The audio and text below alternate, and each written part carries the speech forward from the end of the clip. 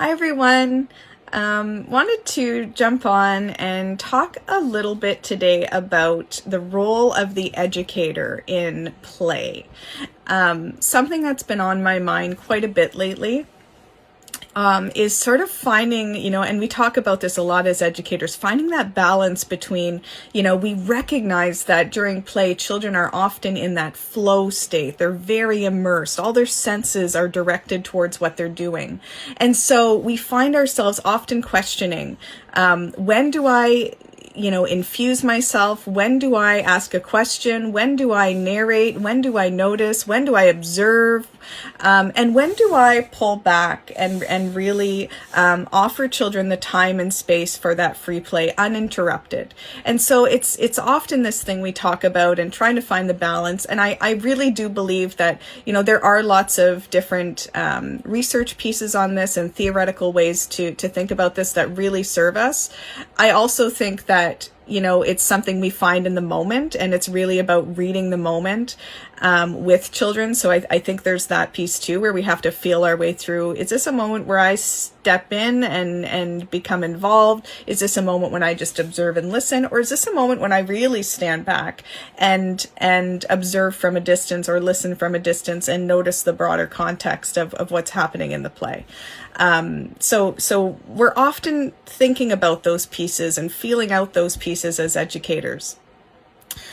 The piece I really wanted to zoom in on today in this chat is looking at that flow state a little more closely. And so the research says that when someone is interrupted from a flow state, it takes about 23 minutes for them to be able to find their way back to it in optimal conditions on that route back, right? And so you can imagine, even yourself, this has happened to all of us, you're immersed in something. Let's say it's a drawing, a painting, you're gardening, you're baking, whatever it might be, and you're completely engrossed and you're in that flow state. All your senses are directed at that moment. You're in this deep place where time sort of drops away. We've all had that. And then we've had someone come by and go, "What you doing?"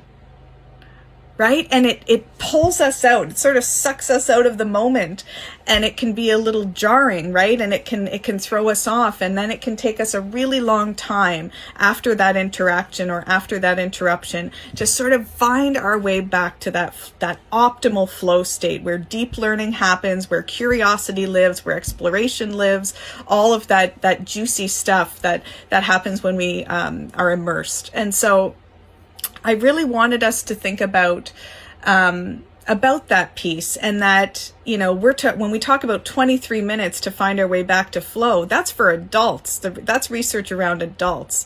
And so for children, it may take even longer.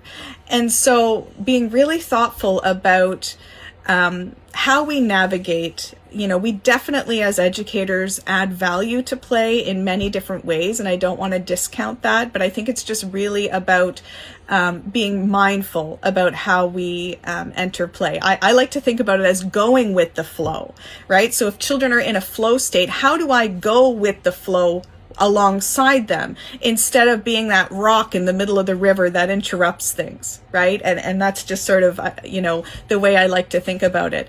The other piece I wanted to talk about, and I think it can't, we can't talk about this piece without talking about neurodivergence. And so individuals with, let's say, ADHD in particular, something that's really common for them is that when they're pulled out of a moment, when their flow state is interrupted, it can be such a struggle for them to find their way back. And I would argue it takes much longer than 23 minutes. I know for myself as an individual with ADHD, that is one of my biggest struggles, is when I'm pulled out of something, being able to find my way back at all can be a real effort, and may not happen at all after an interruption. And so something to think about with our kiddos who may have neurodivergent minds as well is that it may be an added struggle and may even feel impossible at times to find their way back, and they may not to that flow state that on that given day. And so just something to really think about is, how can we be educators that go with the flow knowing when to, sort of be the edges that guide the river, knowing when to just be in the boat with children and right in the play and sort of being those play agents, and being mindful of not being that rock that sort of stops the flow of the river, stops the flow of the play. The last thing I almost forgot about, but I want to talk about too, is considering how do children view us around play?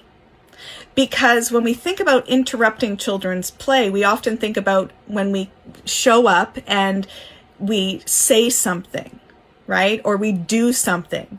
And it can be much more subtle than that. Our presence can be interrupting as well. And so, we're all very well-meaning, and we're educators, and we're wanting to enrich the play and nurture the play. And so I'm not saying this comes from a bad place, but it's just being thoughtful and mindful about it. And on that piece of our presence alone being something that can influence or interrupt that flow state.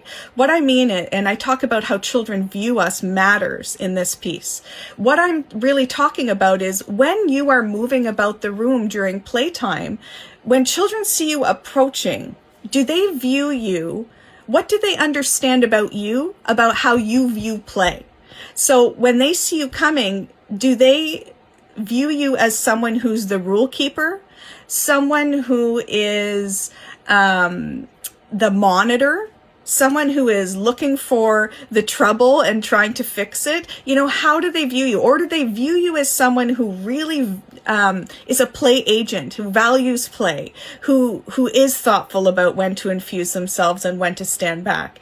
Do children understand that about us? Because if they see us coming and they view us as the one who's looking to monitor or discipline or keep the play in line, so to speak, that alone is enough of an interruption, right? Oh, I see the educator coming. Are we doing everything right? Are we, those kinds of pieces our presence alone will interrupt the play. So it's really important. What I'm saying is it's really important what children understand about us and where we stand with play.